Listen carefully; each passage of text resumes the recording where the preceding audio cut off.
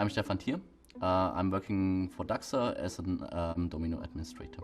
DAXA is a worldwide acting transport logistic company. We are nearly in every country. We have about 30,000 employees worldwide. We have about, I think so, between 400 and 500 locations over the world. Because of our company is acting worldwide and 24/7, we are not allowed to go down any service. We need to be reachable via mail for our customers.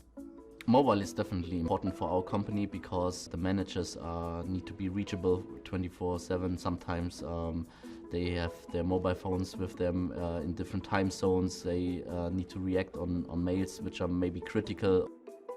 I would definitely recommend Notes Domino to other companies because you have so many possibilities how to use it.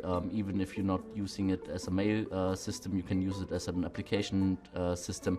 And even if you get a new request, you can react so fast to this case that you create a new application. You can trust on the old applications. For me as an administrator, it's important that I can trust on the development on Notes and Domino, that I can trust that new features will be implemented. And for me as an administrator, it's really important that I can trust that if a new version is published, that I can rely on it and I can say, okay, it's proven and it's not a buggy version or something like that, so that we can start working with the new version.